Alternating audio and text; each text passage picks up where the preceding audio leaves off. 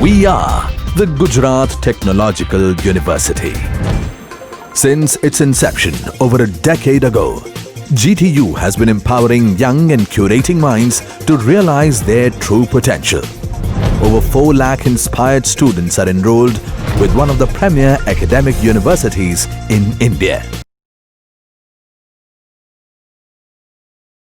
Hello dear students, welcome to my data structures lecture. In today's lecture, we'll learn searching and sorting in data structure. This is the content of today's lecture. In this lecture, we'll learn the introduction of data structure, different types of data structure, what are the real-time applications of various data structures, then searching and sorting techniques like linear search, binary search, selection sort, bubble sort, insertion sort, quick sort, merge sort, cell sort, radix sort, and at last we'll try to compare the complexities of various sorting algorithms. So let us start it. First of all, what do you mean by a data structure? As you know that till now we have implemented so many programs in C language, but they have certain limitations, like a simple data type can store only a single value in it. It is quite difficult for us to store the different attributes of real world object. So this limitation can be overcome using the data structure. So what is data? Data is a raw fact, as you might have learned in DBMS. Then what is information? Information, it's a processed data. The data structure is a technique to organize the data in logical or mathematical model. For that, what we require? The requirement of data structure is to access the data in easy and efficient manner, to make the processing of the data easy, and to reduce the less logical instructions while making different types of applications. If someone asks you to store the information of 50 students using a traditional C program, then it is quite difficult for us to create different variables for individual students. Instead of that, we can create a data structure called student, and whatever attribute we would like to store for the student information, that members can be those attributes can be the member of that data structure, right? So this is what the basic requirement of data structure. Here is the different types of data structure available in C. As you can see, we have categorized our data structure into 2 parts. The first one is the primitive data structure and the second one is non-primitive data structure. Primitive data structure means what? They are directly work upon the machine level instructions, whereas non-primitive data structure means they are derived from the primitive data structures. Again, in primitive data structures we are having integer, real, character, logical and pointer kind of data structure, whereas non-primitive data structure has been divided into further 2 categories like linear data structure and non-linear data structure. In linear data structure, we can include array, stack, queue, and linked list. And in non-linear data structure, we can include tree and graph. Now, what is primitive data structure? As I told you, it's a basic form of data structure which are operated by machine directly. It's a basic, or you can say system defined data structure or data type. What is non-primitive data structure? It is derived from the primitive data structure and it cannot be operated by the machine directly. It uses the primitive data structure to be generated.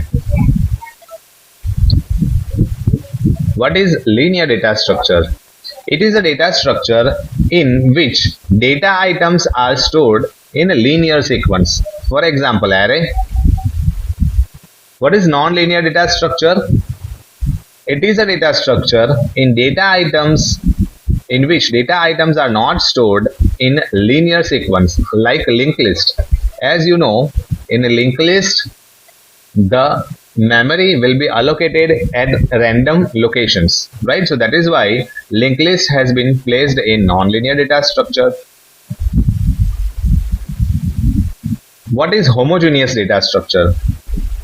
In homogeneous data structure, all the elements are of the same type, that is array. In non-homogeneous data structure, all the elements may or may not be of same type. It is, you can consider the example of non-homogeneous data structure is record. Static data structure. In static data structure, size and the structure associated memory is fixed at the time of compilation.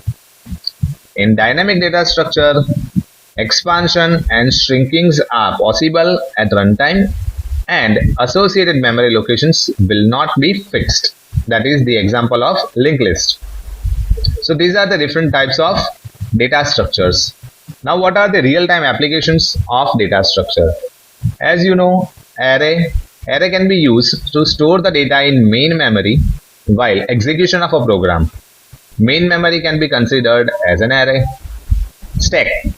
It is used to store the return address while making the function calls in a program, so that function can resume the execution from where it has called the function.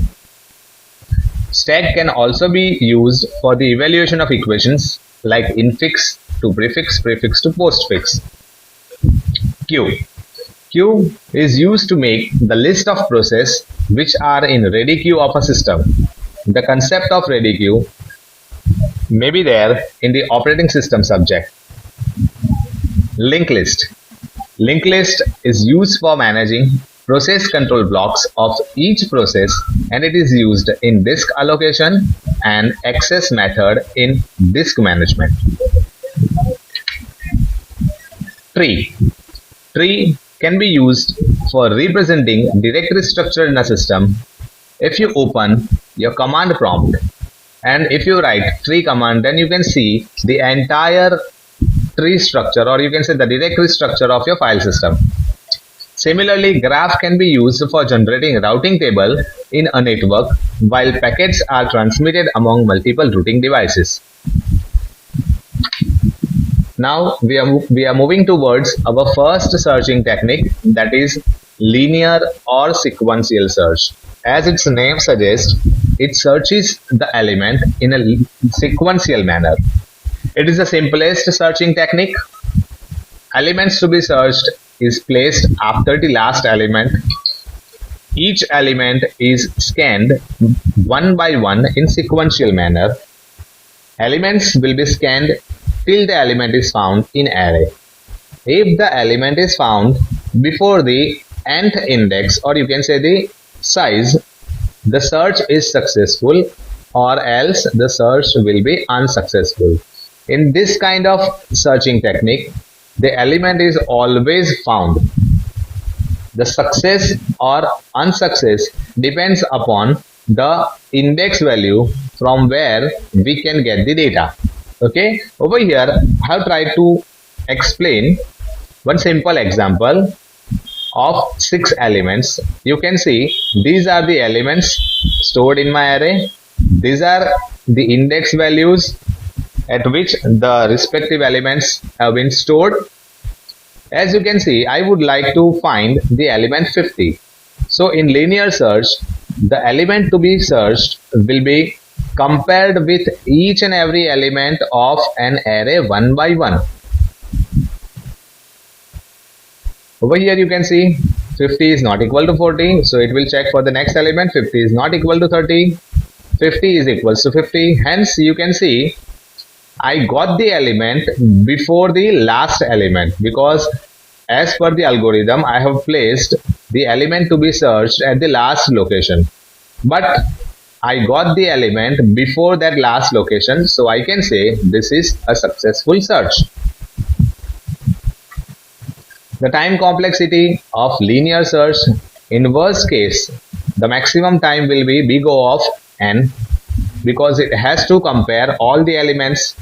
The best case complexity is big omega of 1. It may be possible the element to be searched will be found at the first comparison, so that will be considered as a best case comparison. Here is the algorithm for linear or sequential search. We require three parameters for the linear search implementation: an array, size of an array, and element to be searched. So as you can see here, I have placed the element to be searched at the last position. I'm trying to compare all the elements one by one. As soon as I find the element before the last element, I will break this loop. And after coming out this loop, I am comparing if the value of I is less than n. If it is so, then we can say it's a successful search, or else it is unsuccessful search. The next searching technique is a binary search. As its name suggests, in binary search, we are dividing our array, or you can say list, in two divisions. As you know, in binary number system, there are only two numbers are there, either 0 or 1. Similarly, over here, we can have only two partitions of a single list. A data must be in sorted order. In case of binary search, the data must be in sorted order. It will divide the array in two parts by mid element. After dividing, it will check if search element belongs to left partition or right partition. If search element is less than the mid element, then follow the procedure for left partition, or else follow the procedure for the right partition. Searched element will be found at mid position if it is available in array. Follow the procedure till the partition becomes empty or found the element. By this way, we can reduce the number of comparison. It is more efficient than our linear or sequential search because the number of comparisons are less as compared to linear search. Over here, I have taken one example. As you can see, I am having total 9 elements. I have set my lower bound to 0 and upper bound to index value 8. As the algorithm executes, first of all, we need to calculate the mid element. Our element to be searched is 88. According to the computation, we can say the value of mid will be 4. So it will be this element. So from this element, we are dividing our entire list into two partitions. First partition is from 11 to 44 and second partition is from 66 to 99. Now I will check whether my key is less or greater than this mid element. As you can see, 88 is always greater than 55. So we don't need to compare the element in left partition. Rather than that, we need to find our element in rightmost partition. Okay, so for that, according to algorithm, I will change my lower bound to mid plus 1. So it will be 4 plus 1. That is why lower bound will become 5 and upper bound will be the same. Now again I will find out the mid element. So it will be 8 plus 5 divided by 2. So that will be 6. Now again from here we have created two partitions. One is containing only 66 and second one contains 88 and 99. We need to continue the same procedure. Once again I will check the element to be searched with the mid element, and I can say 88 is always greater than 77. So I need to skip the leftmost partition and proceed for the rightmost partition. So it is quite sure now the element to be searched is available in rightmost partition. So again I will do the same procedure, follow the same procedure. Lower bound is 7, mid plus 1, so 6 plus 1 is 7. Upper bound will be the same, 7 plus 8 divided by 2, so it becomes 7. So now my mid element is 88. Now once again I will compare the mid element with my element, and I can say the array of mid equals to key is equals to 88. It means I got the element at mid position, and that is the end of binary search. Similarly, you can trace any kind of data using binary search algorithm. I hope you understood. This is the time complexity. In worst case, the maximum time complexity is big O of log n. Over here, you need to remember in any of the algorithm, if we are dividing our list or array into several divisions or into several partitions, then the complexity of that algorithm becomes log of n. In the best case algorithm, it may be possible in the first partition only we get our element. So in that case, the time complexity, best case time complexity will be a big omega of 1. Here is the algorithm for binary search. Again, I require three parameters: array, size of an array, and element to be searched. As you can see, lower bound is 0, upper bound is n-1, and f is equals to 0. Over here, I have placed f just to indicate unsuccessful search. See, I have calculated the mid element. Repeat through step number 4 while lower bound is less than upper bound. If element to be searched is less than array of mid, then we need to change the upper bound to mid minus 1. If the element to be searched is greater than array of mid, then we need to change the lower bound to mid plus 1. Or else, if both these two conditions are false, then we can say the element is found at mid position, and at the same time we need to change our flag to 1, which indicates we have got the elements, so it won't print this message. It is an optional part, you can omit it, right? The next is the sorting techniques. See, we have seen two searching algorithms, that is linear search and binary search. Now we are moving towards the sorting technique. The first sorting technique is the selection sort. The selection sort technique is quite simple. The search is performed to find the smallest element. Found the smallest element will be placed in its proper place. This algorithm requires size minus 1 passes to sort. As you can see over here, I have taken 5 elements as an array, right? First of all, I will compare the first element with rest of the elements in my array and try to find out the smallest element. As soon as I find the smallest element, I will swap these two elements, first and the last element. You can see over here 10 and 40 has been replaced with each other, swapped with each other. Now after that, this will be the output of my first pass. After that, we need to proceed further. Now I won't compare element number 10 because it has already been placed in its proper position. Now I will check 20, right? I will try to find out the smallest element than 20. Okay, as you can see, I cannot find out the smallest element than 20, so the 20 will remain as its position. It won't get swapped with any other member of array, right? The next one is 30. Now I will try to find out the smaller element than 30. Again, it is not available, so the 30 will remain as it is. In case of 40 and 50, you can see 40 and 50 is being swapped with each other. So 40 and 50, and at last in the fourth pass we are having the sorted array. This is what the logic of selection sort.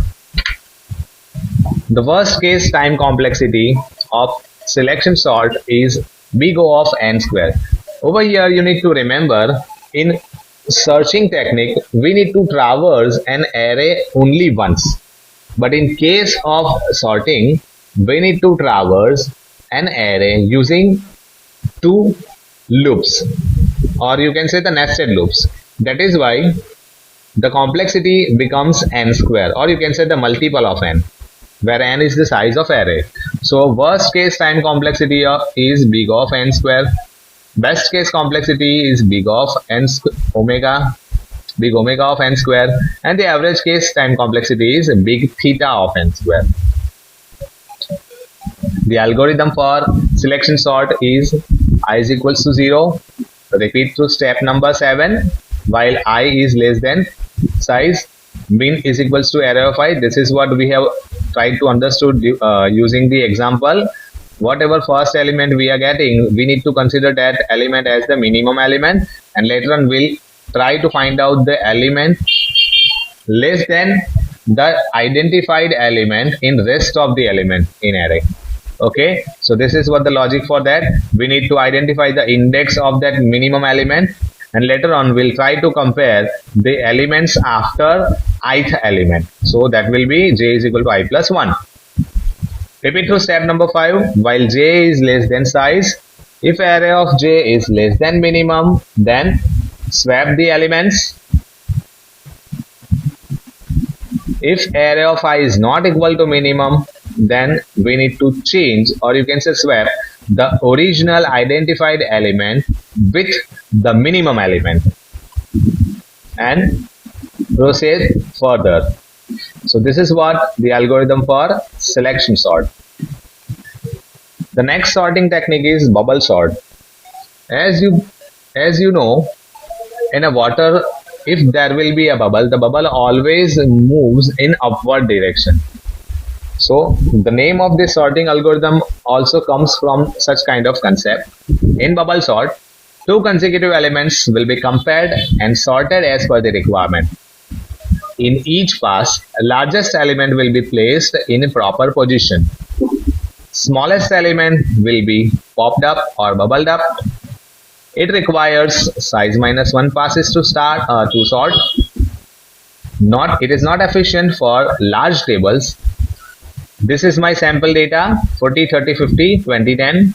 As I told you, two consecutive elements will be compared, and the larger element will be popped down and smaller element will go up. So over here you can see in 30 and 40, 30 is the smaller element, so it will move up.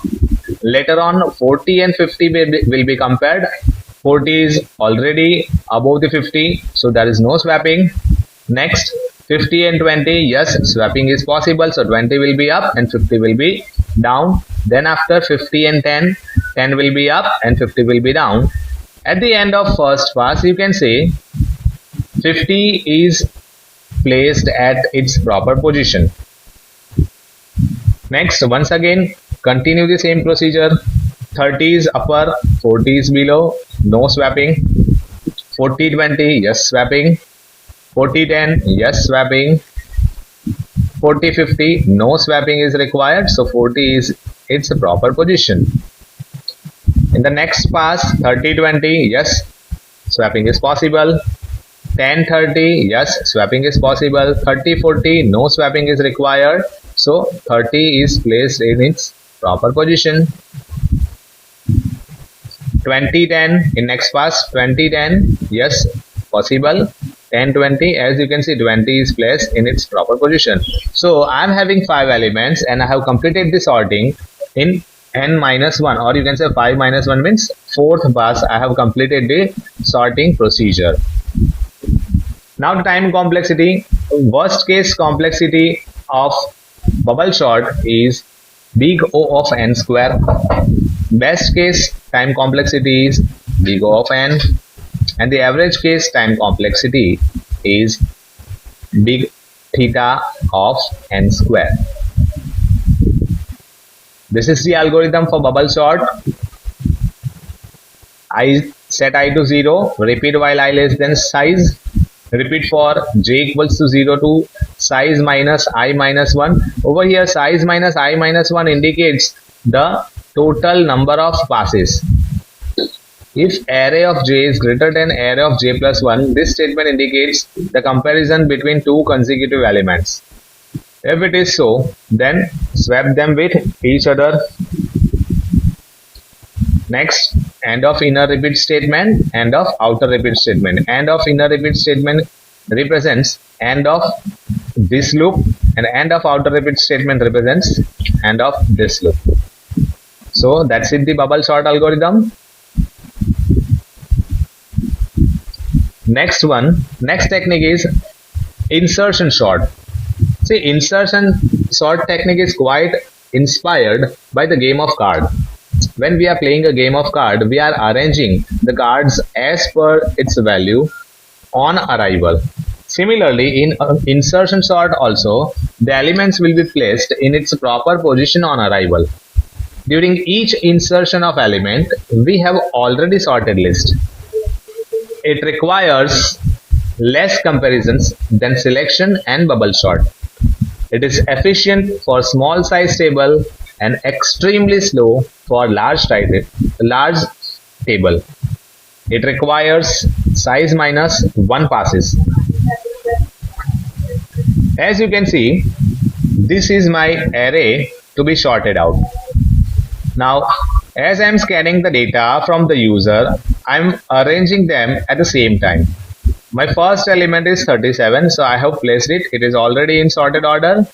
The next element to be arrived is 42. Then I will compare it with my existing element. 42 is greater than 37, so I will place it after 37. Next element is 23.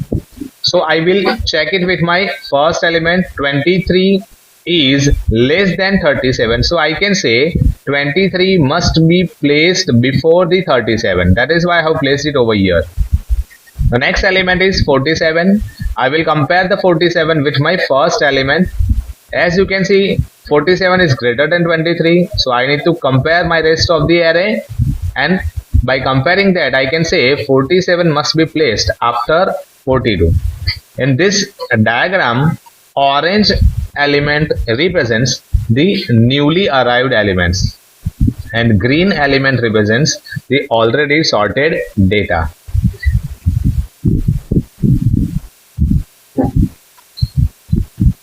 By following this procedure, at the end you are having the sorted data. Time complexity. The worst case time complexity is big O of n square. The best case time complexity is big omega of n. The average case time complexity is big theta of n square. Here is the algorithm for insertion sort. Count is equals to 1, j equals to 0. It counts the total number of elements. Here you need to pass array as well as the size of array. Repeat step number 3 to 5 while count is less than size. Read the number from the array, increment the counter, decrement the value of j.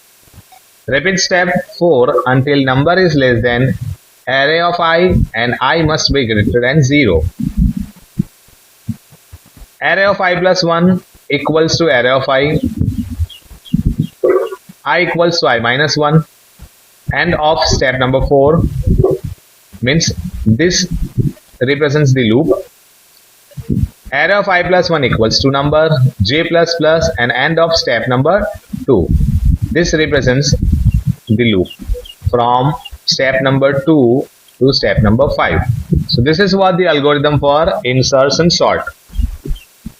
Next sorting technique is quite important. The name of that sorting technique is quick sort.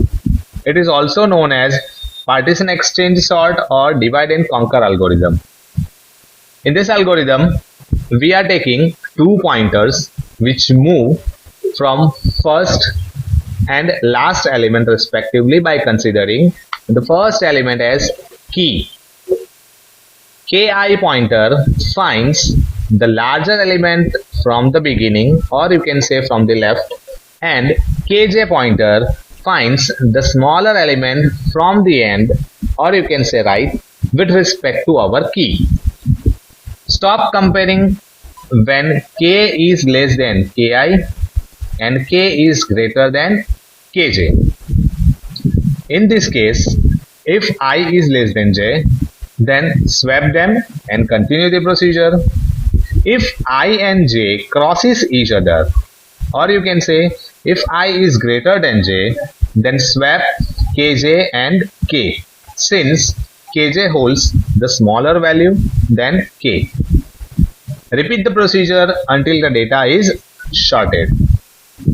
Here is one example. Say this is my array to be sorted out. I have taken my first element as a key. This is my key. Then I will set ki to the first element and kj to the last element. Start comparing from left to right and stop at larger than k and set flag is equals to 1. So I need to find out the larger element than 52 from left. So as I can say 33 is smaller than 52. Continue. Yes, 84 is greater than 52. So I need to stop ki over here. Now go for kj, start comparing from right to left and stop at smaller value than k. I need to go from the last element 52 and 97. Obviously 97 is greater than 52. So decrement kj. 109 is greater than 52. Again decrement kj. 46 is less than 52. So now I need to stop kj over here. Now when I decide the position of ki and kj, we need to check whether I and j have crossed each other or not. By looking at the current scenario, we can say they do not crosses each other. Compare value of I and j. In the case I is less than j, so swap ki and kj. Swap 84 and 46. So you can say 84 and 46 has been swapped. Right? Repeat the same procedure. Again, if I repeat the same procedure, 52 and 46 will be compared. I need to find out the greater value than 52.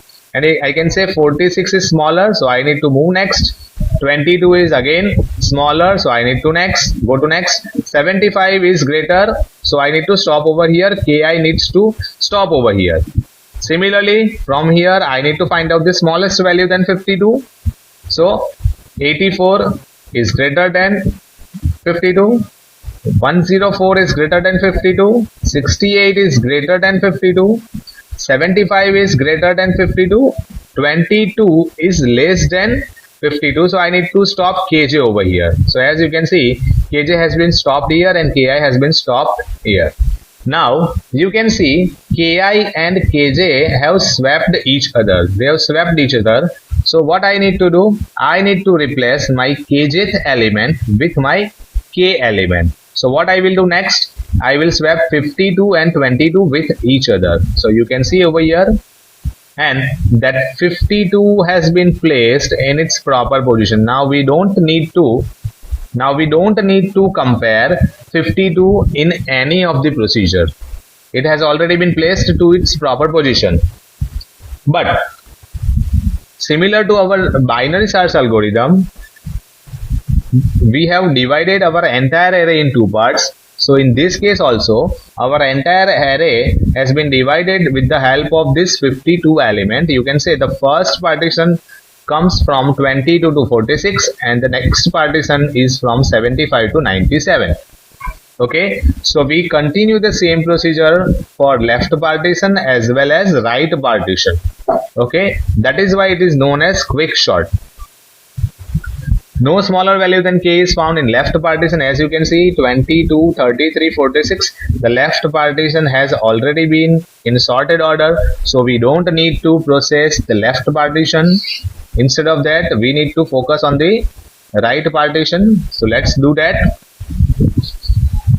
No smaller value is found in left partition. So k will become 75. Now my k will be 75. I will continue the same procedure for the right partition. As you can see, I need to find out the greater than 75 value for ki. So it is 104, and for kj I need to find out the less than 75 value. So that is 68. Now we need to check whether ki and kj swaps each other. Yes, they are swapping each other. So what we need to do? We need to replace kj with k. So I have swapped 75 and 68. And I can say 75 is at its proper position. We don't need to process it now. And with the help of 75, we have further divided our rest of the right partition into two more partitions. The first partition is 68 and the second partition from 104 to 97. In the left partition, 68 is the only element, so we don't need to process it. It is already in sorted order. So we need to focus on 104 to 97. So again, in the next iteration, my k will be 104. I will continue the procedure. Try to find out the maximum value then 104. Yes, it is 109. So ki will stop here. And for kj, I will try to find out the smaller value than 104. So I got it 97. Now at this time also I will check whether ki and kj swaps each other. Yes, they are swapping each other. So what I need to do, I need to replace kj with my k. So I will swap 104 with 97.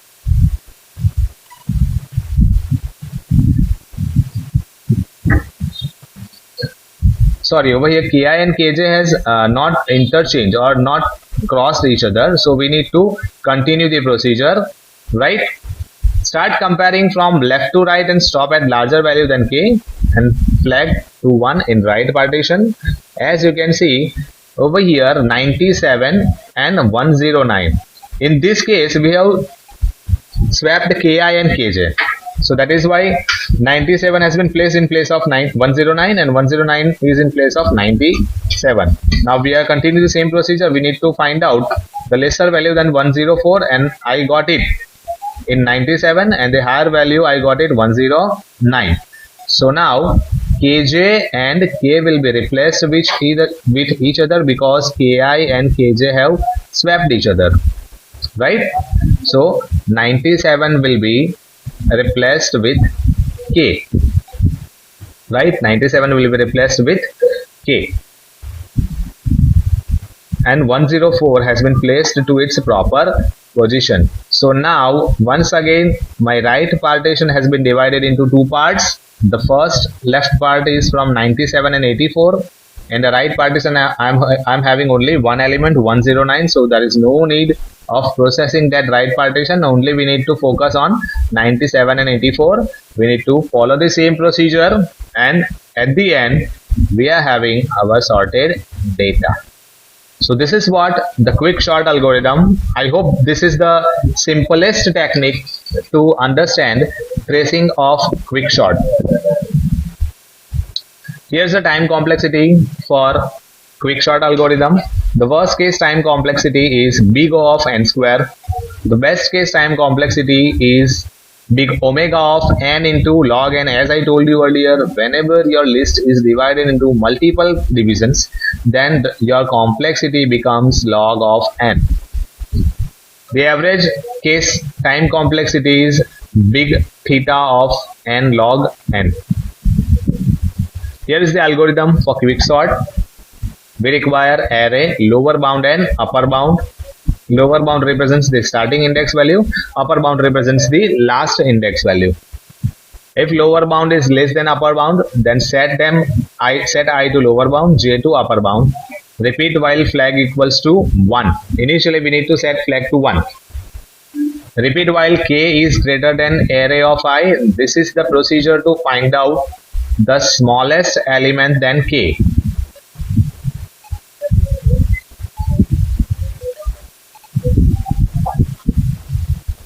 Repeat while k is less than array of j. This is the standard procedure to find out the value of, to decide the value of ki and kjth element.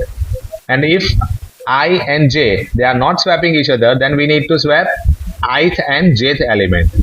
Or else we need to set flag to 0 and swap array of kjth element and array of j.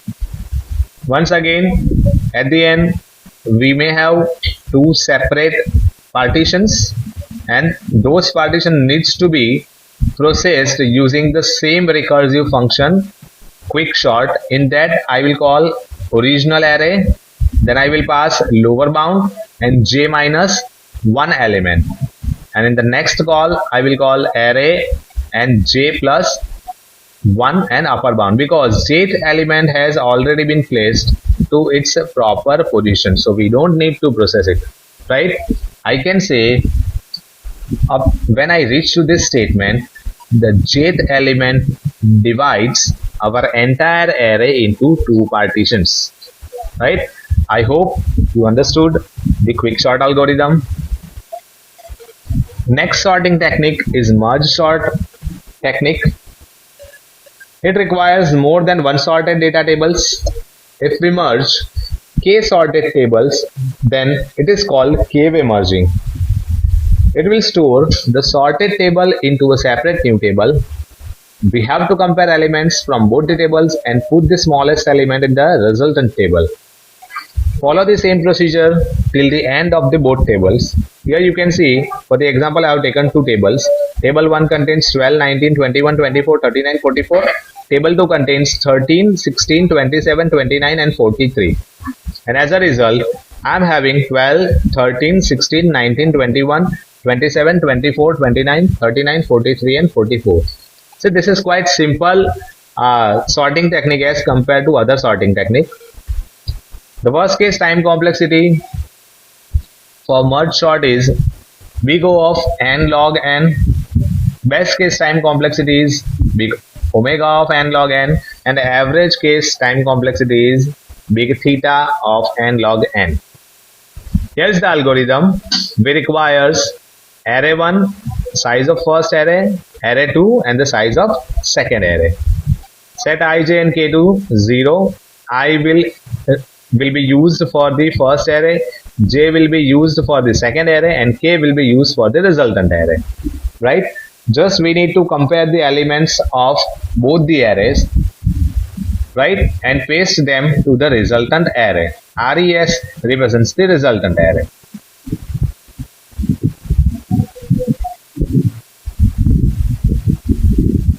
So this is the algorithm for merge sort. Next one is the shell sort algorithm. The name of this algorithm comes from its developer Donald Shell. It compares the elements at specific distance. That distance is known as gap, and gradually this distance will be reduced to 0. Gap only changes when flag becomes 0. If any swap found, then flag will be changed and continue the process for the same gap.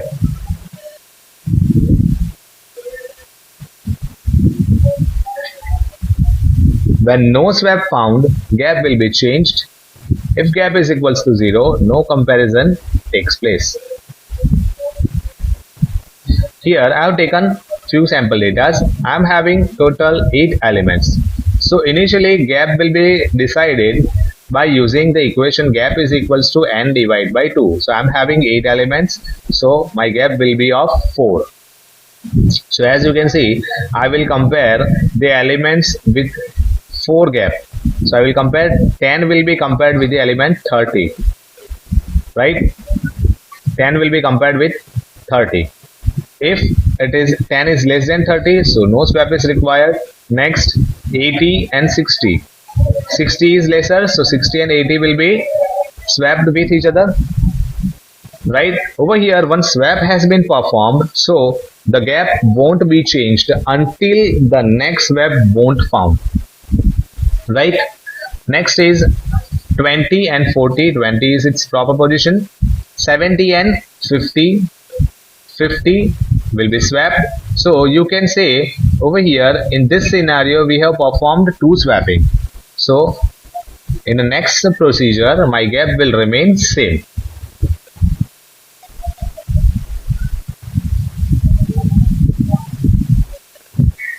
If you perform the same procedure with the same gap, then you can see all the elements are arranged in a proper order, right? So that is why my gap will be halved. Now my gap will become 4 divided by 2, or you can say gap becomes gap divided by 2. Now my gap will become 2, so I need to compare 10 and 20. They are already sorted. 60 and 50, they needs to be sorted out, so they will swap with each other. 20 30 already sorted. 60 80 sorted. 30 40 sorted. 80 70 sorted. Sorry, 80 70 is not sorted, so they needs to be sorted out. 70 and 80. Once again 10 20 sorted. 50-60 sorted, 30-40 sorted, 70-80 sorted. So I can say in the next procedure I won't find any swapping, so my gap will be half. So now gap will become 1. 10-50 sorted, 50-20 swapping required. Yes, 50 and 20 have been swapped with each other. 50-60 not required. 60-30 required. 60-70 not required. 70-40 required. 70-80 not required. As you can see over here, we require 3 swapping. So for the same gap, we'll continue the same procedure. 10-20 not required. 20-50 not required. 50-30 required. So 30 will be above. See, you can see 50-30. 30 will be there. Then 60-40 require. Then 60-70 not require. 70-80 not require. Once again 10-20 not require. 30-50 not require. 50-40 require. 50-40 require. Yes, you can see. Then 50-60 not require. 60-70 not require. 70-80 not require. Fine. So by performing the same procedure, I can have the same sorted data. At last, my algorithm comes to an end when my gap becomes 0. So after that, if I divide this gap 1 divide by 2, then I will get 0.5 and it is equivalent to 0. So at the end, I am having my sorted data. Worst case time complexity is big of n square. Best case time complexity is big omega of n. Here is the algorithm for cell sort. I require array as well as n. Initially gap is equals to size divided by 2. Repeat through step number 6 while gap is not equals to 0. Set initially flag to 0. This flag indicates you that swap have been performed or not. If swap is performed, then we need to set flag to 1. Okay, repeat through step number 6 while flag is 1. Sorry, flag is 0. Repeat through step number 6 for I is equal to 0 to n minus gap. If array of I is greater than array of gap plus I, then we need to perform the swap, right? This is the end of step number 5, step number 4 and step number 2. Fine, this is the algorithm of cell sort. I hope you understood the cell sort algorithm using the tracing as well as this algorithm. The next sorting technique is radix sort. See, it is logically it is quite easy, but it is quite difficult to implement in C, but it can be implementable. It is used when large table is to be sorted. In case of string, it can be classified in 26 groups. In case of string, it can be classified in 10 groups. We have to prepare 10 pockets for numbers and arrange them according to its radix position. Over here, we are sorting the numeric data. That is why we require 10 pockets, because number can be implemented using 0 to 9 decimal numbers. Okay, if you are implementing the algorithm for this string, then you require total 26 pockets. Next one. Here is my data to be sorted out: 43, 34, 85, 23, 76, 68, 97, 93, 81 and 72. Here I have created total 10 pockets. Pocket 0, pocket 1, pocket 2, 3, 4, 5, 6, 7, 8 and 9. First of all, I need to decide the maximum number from the given data. As you can see, I am having all the elements with 2 digits. So I can say I require only 2 passes for sorting this array. Okay, and the first pass will proceed the first, or you can say the last element from the right hand side. Okay, so in case of 43, the last element will be 3. So put 43 in the third pocket. In 34, the last digit is 4. So put 34 in fourth packet. In 85, the last digit is 5, so put 85 into fifth bracket. Put all the elements in similar way into the packet and then collect them according to the pocket sequence. If I collect them in pocket sequence, the data will become 81, 72, 43, 23, 93, 34, 85, 76, 97 and 68. As you can see, the collected data is over here. Apply the same procedure for the next digit.